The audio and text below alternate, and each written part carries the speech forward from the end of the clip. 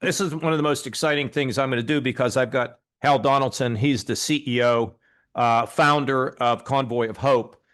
Uh, Folks, I don't even know where to start. Hal is now, how many people are you feeding across the world right now, Hal? How many kids? Well, on the children, it's 639,000 a day, Okay. and uh, and then 60,000 mothers and girls going through our jobs training program, and another 40,000 farmers every year going through our training program, and that's just international. That doesn't include anything we're doing in disaster response or here in the United States. Right. Hal, and that started with delivering one bag of groceries in the back of a pickup truck. Is that right? After an inspirational meeting with Mother Teresa. Tell everybody what that was, because this is Yeah, insane, folks, what he's done. It's crazy. we started with $300 worth of groceries in the back of a pickup and started giving them out to migrant farm workers in Northern California. And yeah, that was inspired by a visit to Calcutta, interviewing Mother Teresa. And in the course of the conversation, she just asked me, "What are you doing to help the poor and the suffering?" And I told her the truth. I said, "I'm really not doing much of anything." And her response was life changing. She said, everyone can do something, just do the next kind thing that God puts in front of you. And those words set me on a journey of sorts that led me to live in the streets of 8 American cities for 3 days and 3 nights. And John, I've told you this before. I mean, my heart broke in the streets of America, and I just had to do something. And that began with $300 worth of groceries. And go back. How many now across the world that you're now feeding? Yeah, it's well, on the children's side, it's 639,000 every day. Every day. Uh, yeah, but that's not the goal. The goal is a million, and we're gonna get there here in the next several years. How long have you been working at this, Hal? Well, the groceries in the back of the pickup truck was 30 years ago. So yeah. And did you ever think anything like this? Well, I know you didn't think anything like this would happen. Folks, I went out to Springfield, Missouri to visit the Convoy of Hope, and I was thinking I was going to go into this. I was going to go into this, little shanty somewhere where they're like trying to figure out how to put two things together. And I get there. I was so stunned, I couldn't even drive to the place. I made them stop the car, and I hope we'll have some video that we'll put up. It is a massive, massive operation that is staffed by, well, tell us a little bit. How big is it, Hal? It's over 700 employees that have given their lives to help the poor and the suffering. And Convoy of Hope today is according to Forbes, it's the 27th largest charity in the United States. And I looked at our numbers this morning, John, and yeah, I think we'll climb pretty significantly even next year. And folks, when you when you meet Hal, it's like he's the most unassuming person. I just can't. And his wife is incredible. He's got a great family, but I have to tell you, it's like he's just, oh well, I'm kind of doing this, and there's no bravado. There's no. It's just incredible, and it's Oh, thank you. inspiring. Kind. And so we wanted to talk today, Hal, and hopefully we can have you multiple times. We wanted to talk today about disaster relief. Why don't you talk about a couple of the places where you have gone, why you went there, how this started? Go through that, would you? Yeah, I'd be happy to. But let me first just say, John, how much my family loves and respects you and your wife. And thank you for coming for that visit, the dinner we had with my daughters. They have become avid fans of yours. So thank you. Yeah, it actually, on the disaster response side, it began, over 25 years ago. And Convoy of Hope had, I don't know, maybe a 500,000 pounds of food in our warehouse, our tiny warehouse. And there was a hurricane that hit Central America, and I said, empty the warehouse. Just whatever we have to do, let's get as much food and supplies to Central America and to help. And that was the beginning of really a global disaster response initiative. And we have trucks, we have communication centers, we have everything from you can go into a trailer and you can wash clothes. There's showers, debris removal. I mean, you name it. Convoy of Hope has an incredible array of equipment that's traveling to really every major disaster across the United States and around the world. Last year, there were 99 disasters. Convoy of Hope responded to every one of them. And that's everything from the floods, the fires, the hurricanes. We've even been very active in Ukraine, trying to help feed families that are suffering there. But yeah, Texas, Southern California, North Carolina. If there was a major disaster on CNN or MSNBC, we responded to it. So were you in Texas when that horrible flooding affected those camps down there, Hal? Can you talk about that a bit? Yeah, one of the things that we do is that we try to really predict where disasters are going to be and where they're going to take place. And so we learned of potential flooding there in Texas very quickly. And so within a matter of hours, our trucks were on the road and filled with emergency supplies, food, How many water. trucks, Hal, and how big was this effort? Yeah, I can, it's hundreds and hundreds of trucks that have gone down to the floods and there and North Carolina, the fires. We've got a large fleet of semis but our teams are like a fire department. So at a moment's notice, they're ready to go. It's not like we're going to assess it for several days, and then we're going to hop on the road. No, no, they go. And we don't budget for disasters, John, because if you're trying to budget for disasters, you're going to hoard, you're going to stow away tens of millions of dollars. And our philosophy is that we do not want to be driven by money. We want to be driven by meeting needs. And so our team goes, they're deployed, and they begin to bring together churches, businesses, civic organizations to really, on a large scale, meet the needs of a community. And then we just trust God and trust the generosity of the American people to, on the back end, to pay the bill. And we've been doing that for 25 years, and it's probably not the safest business model, but it's worked for us. Hal, who goes? Who are the people that go? They have to be highly trained, right? Because when people see disasters, you can't just rush in, like we feel good, we want to go, can we go help, right? It doesn't work that way. These people have to be highly trained. Is that right? That's correct. We had last year 130,000 volunteers. These are people that were mobilized, and many of them are trained in disaster response. And so, like just last week, they had trainings in Southern California, and so they'll bring together hundreds of people for training to make sure that when the disaster hits, these people are deployed. Yeah, you couldn't hire enough people to meet the needs during a disaster. You really need that volunteer army that we've been able to really bring together. Hal, when you're anticipating, obviously, there's going to be some hurricanes that are going to hit the U.S., right? So Yep. how do you do this? Are you looking at the Atlantic side? How do you think about this, and how do you prepare for it? Yeah, so you have to be prepared like now for a storm that may hit in a matter of hours or days.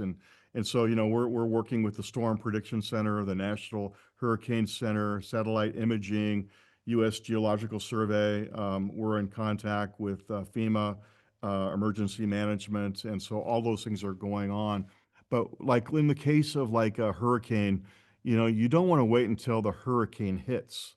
And so what we do is we deploy our trucks and they create a radius around the area where we believe it's going to hit. And so once the hurricane comes ashore, our trucks rush in with food and supplies, emergency supplies to help families that have been struck and devastated a lot of times. They've lost everything they own. Hal, what is it like for the people, your team that goes in there? I mean, is it adrenaline? Is it then exhaustion? How does that all work? And at some point, I'm actually going to have, there's a great organization called the Meadows Mental Health Foundation where they talk about PTSD, both for people who Yeah. experience this and also for the people who deliver the services. I will have this wonderful lady on, but talk a little bit about what is it like for them when they get there and what happens? Yeah, it's important that you are self-sufficient and self-sustaining. You can't depend on local electricity, gas, what have you. And so our team is ready to roll, and they need to understand that they're probably, and when they're deployed, that they're going to be there probably for 2, 3 weeks, and then other team members will come in. But they're going to be away from home for an extended period of time. And one of the things that Convoy of Hope likes to say is that we want to be the first on the ground and we want to be the last to leave. And I think if you look at our history, our track record, a lot of times that's the case. When the cameras stop rolling and some organizations can no longer raise money, they leave. We understand the fact that the recovery process sometimes takes years. And so we've made that commitment to many communities that we're going to stay with you for a couple of years to help you fully recover. And the secret sauce, John, is it's the churches, it's the civic Yeah. organizations, it's the government agencies, it's the businesses all working together. Because in times of disaster, no one has a monopoly on compassion. And that's certainly been our story. I love the idea that when you want to get into a place, you definitely want to talk to the churches that are located there, or the houses of faith, whatever they might be, right? And it's Yes, interesting, you're correct. talking now about the civic organizations. Are we finding that the civic organizations are as strong as they used to be, or does this give them an opportunity to get jump started again? And secondly, what about the faith institutions, whether they're synagogues or churches or mosques, whatever? You Yeah, want them to kind of carry on. Is that the way that yes. works?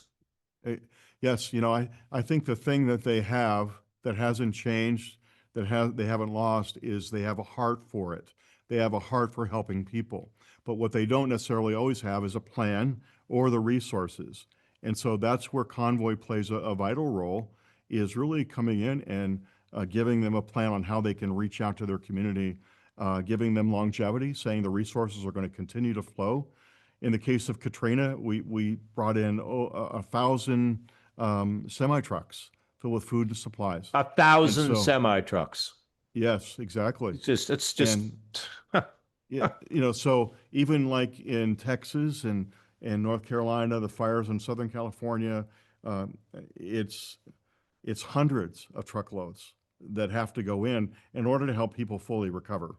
And so then you kind of move from that immediate meeting the immediate need to debris removal and doing mud outs and helping families put tarps on their roofs. Um, yeah, you need to stay for the long haul, and certainly God, local churches, businesses, civic organizations have enabled us to do that.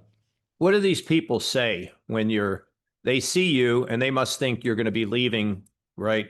First of all, they're so great, so glad you're there. And then what happens over time? And what have we heard testimonials from these folks who have been helped? What's it been like, Hal, for your people to hear this? Yeah, a lot of times they're talking to you through a waterfall of tears, the gratitude. And I think they expect you to leave. They expect you to make false promises or empty promises. And when they say that you do what you say you're going to do and that you're going to walk alongside them, it's just something I'll never forget. I truly believe it's one of the reasons that Convoy of Hope is growing so rapidly, is that we try to operate at the highest level of integrity. We do what we say we're going to do, and we underpromise and overdeliver. And I think when you live in that place, you do invite God's favor on the work that you're doing. Hal, okay, how do you pay for all this? Let's talk about how Convoy, because all these people have to be paid, right? I mean, the folks driving these Correct. these semis, they can't do this for free. They got to be paid. So, and you've got expenses, but how do you raise the Yeah. money? Yeah. No, it's a great Because you question get and no important government question. money at this point, right? None. Yeah. No. Yeah. It's if we get government money, it's less than 1%. And but yes. So one of the things I would say, I know you appreciate this because in your service in public office, the American people are incredibly generous. If they know you're going to do good and you're going to do what you say you're going to do, they're generous. And fortunately, we have a 30-year track record of doing what we say we're going to do. And I think the money comes from, I would say, three or four different sources. One is the churches, and churches participate in what we call One Day to Feed the World. And every year, they encourage people to give one day's wage to help the poor, the suffering, and disaster survivors. So people give one day's wage, and thousands of people across the country do this.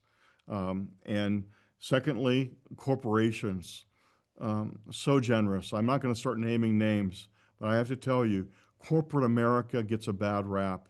We found them to be incredibly generous, both in terms of giving supplies, donating supplies, but also in making large grants to help us do what we're called to do. And then the third area would be really civic organizations that have really stepped up and said, hey, we believe in you and we believe in our partnership with you. And so that's really where all the money comes from. It's incredible. Uh, the generosity of the American people, I've not seen it anywhere in the world. So it's individuals who give, and there's a Yep. way for them to give if they see this and they want to give. It's how would Convoy of Hope, how would they do it? How Yep. much of the money goes to overhead? That's one of the things that people say. Well, I'll give them money, but I hope they're not frittering it away. So, Right. how do you do this? What can you tell them? Yeah, so people can give through their local church. They can give directly on our website, convoyofhope.org. But yeah, I think we try to stay at about 10% a year that goes to admin and fundraising. Right. So that means like 90% of every dollar goes to meeting needs. Hal, talk a little bit because people are kind of, why do we have to help other people in the world? Now, your high priority is here, America, disasters. You're there all the time. In fact, I was telling somebody at MSNBC about you guys in Texas. They said, "Well, are you they in Texas?" I said, "I haven't talked to them. I'm sure they're there, but of course you were there because you go everywhere." Right. But the overseas help, talk about these women who are being, we're just not trying to give them something. We're trying to teach them, right? What but those women that are learning how to become entrepreneurs? Talk about that a little Yeah, bit. yeah. I'll tell you how it started. And like I said earlier, we don't receive many USAID grants or US grants, but we did receive grant for a women's empowerment initiative.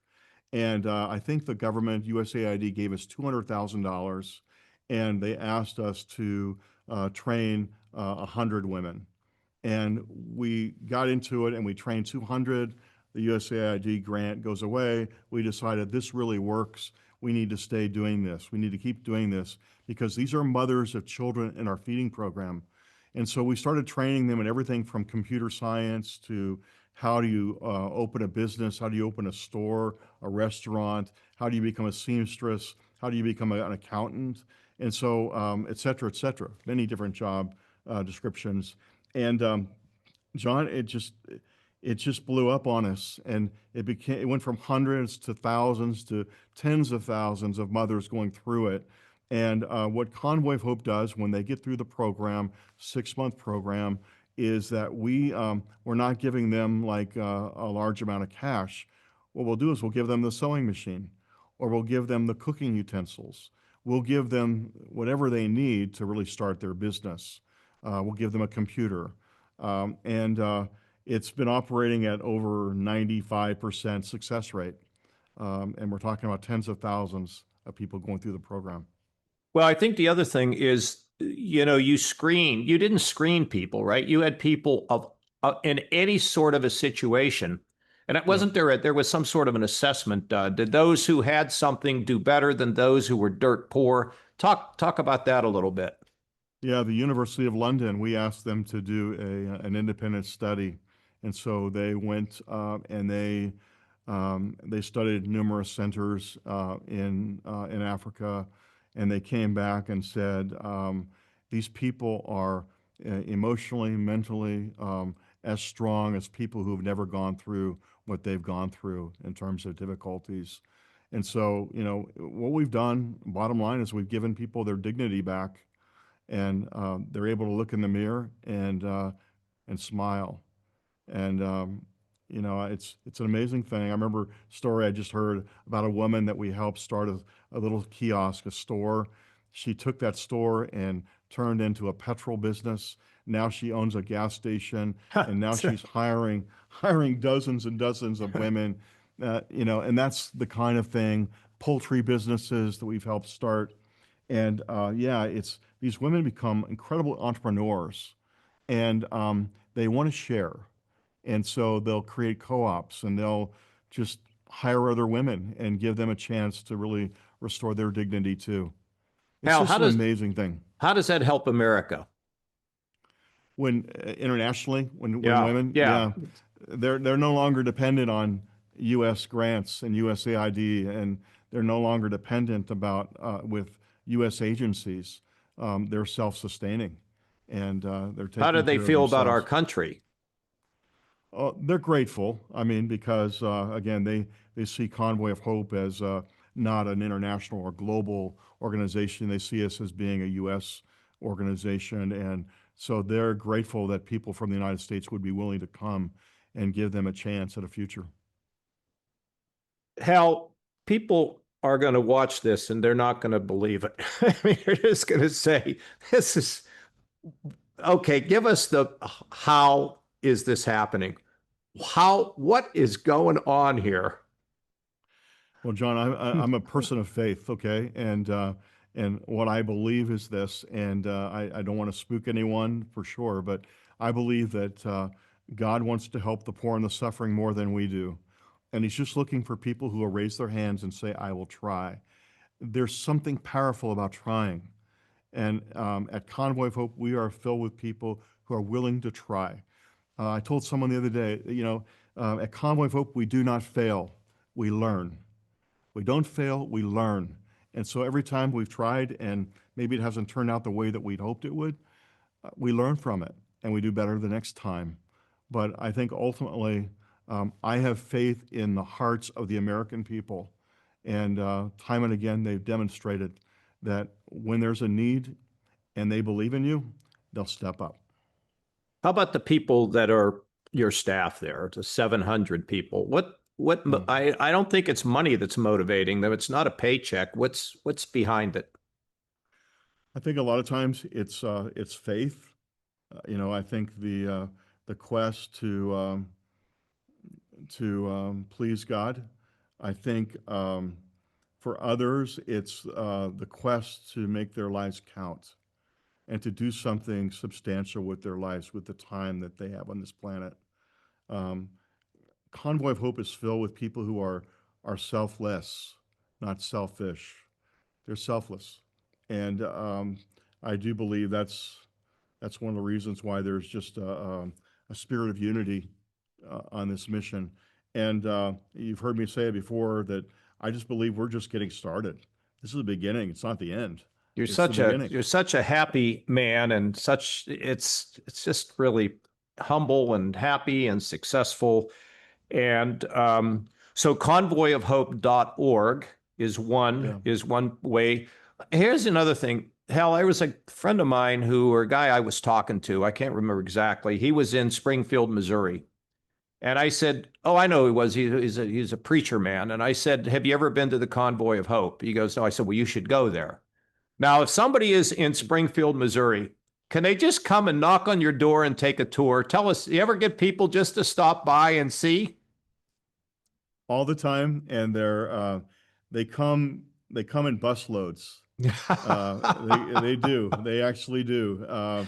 And yeah, we have just there's a welcome sign.